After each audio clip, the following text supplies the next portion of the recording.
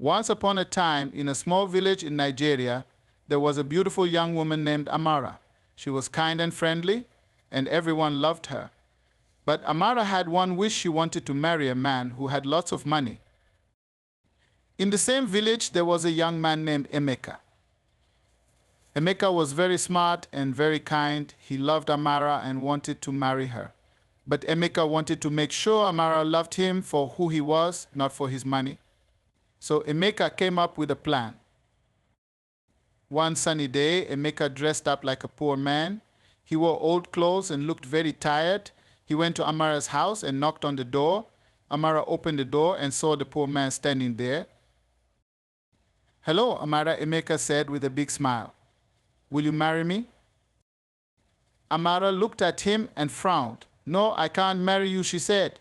"You are poor and I need a man with much money."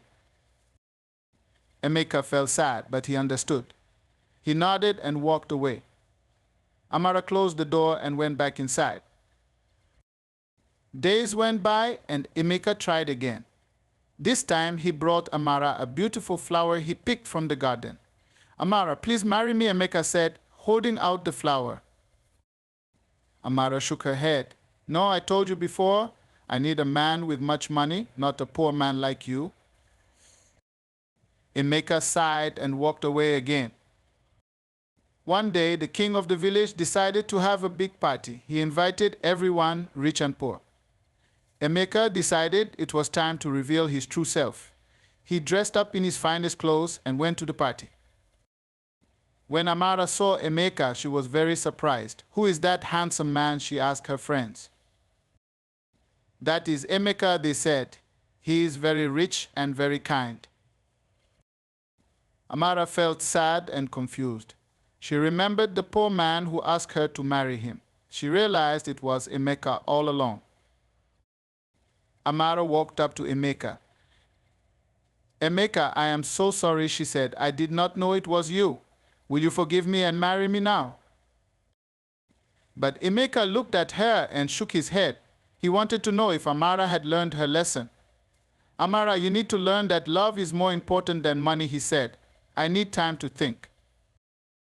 And so Emeka left the party, leaving Amara to think about what he said. After the party, Amara went home feeling very sad. She thought about what Emeka said and realized he was right. Love was more important than money. She decided she wanted to show Emeka that she had changed. The next day, Amara went to the market and bought some bread. She walked to Emeka's house and knocked on the door. When Emeka opened the door, Amara handed him the bread. "Emeka, I brought you this bread to say I am sorry," she said. "I have learned my lesson. Love is more important than money." Emeka took the bread and smiled. "Thank you, Amara," he said, "but I still need time to see if you truly understand." Amara nodded and walked away.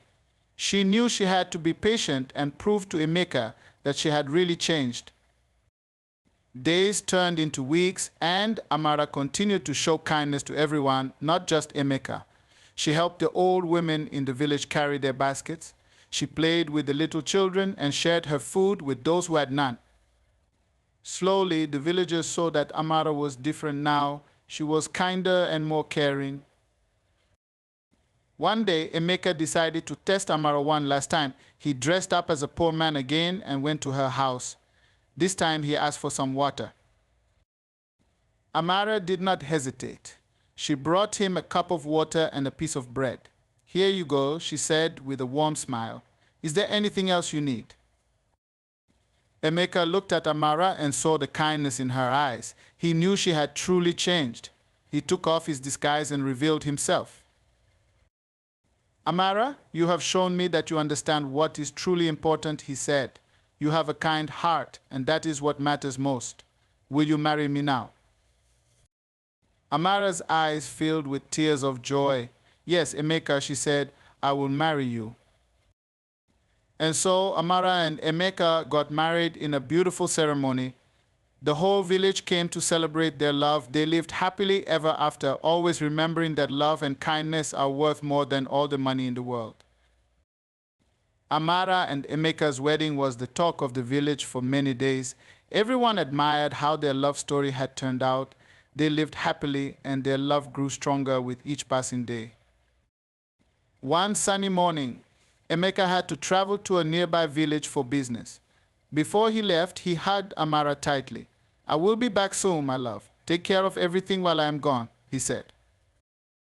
"I will, Emeka. Have a safe trip," Amara replied, waving goodbye as Emeka rode away on his horse.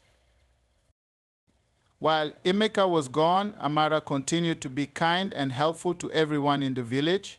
She took care of the house and made sure everything was in order. She also visited the market daily to buy fresh fruits and vegetables. One day at the market, Amara saw an old woman struggling to carry a heavy basket of yams. Amara quickly went over to help her. "Let me carry that for you," she said, lifting the basket with ease. The old woman smiled and thanked Amara. "You are very kind, my dear. Your heart is full of goodness." Amara felt happy to help. She walked with the old woman to her house and made sure she was comfortable. The old woman told Amara many stories about the old days, and Amara listened with great interest. As the days passed, Amara noticed that there was a man who seemed to be watching her from a distance. He was always around, but he never came close or spoke to her. This made Amara curious and a little worried. One evening, as the sun was setting, the man approached Amara. He was tall and wore a long cloak that hid his face. "Good evening, Amara," he said in a deep voice. "Good evening," Amara replied, trying to hide her nervousness. "Who are you, and why have you been watching me?"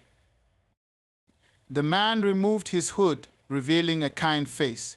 "I am a friend of Emeka," he said. "He asked me to look after you while he is away." Amara felt relieved. "Thank you for watching over me," she said. "But why did you not come to me sooner?"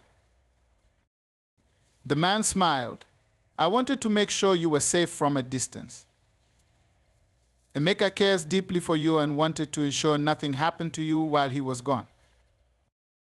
Amara nodded, feeling grateful. "Please come inside and have some food," she offered.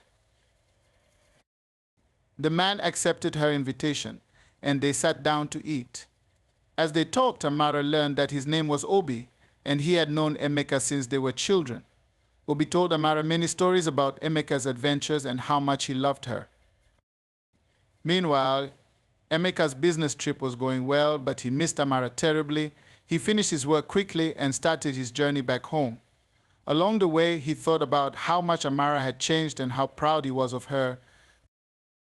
When Emeka finally returned, he was overjoyed to see Amara waiting for him with a big smile. "Welcome back, my love," she said, running to hug him. "I missed you so much," Amara, Emeka said, holding her tightly. "I see you have met Obi." "Yes, he has been very kind," Amara replied. Emeka smiled and thanked Obi for looking after Amara. That evening, they all sat together and shared stories and laughter. As the night grew darker, Emeka and Amara walked outside under the starry sky. Emeka held Amara's hand and looked into her eyes. "I am so proud of you, Amara. You have shown everyone how kind and loving you are. I am the luckiest man to have you as my wife." Amara blushed and kissed Emeka. "And I am the luckiest woman to have you as my husband," she said. They stood there holding each other, knowing that their love would always be strong. No matter what challenges came their way, they knew they would face them together with love and kindness leading the way.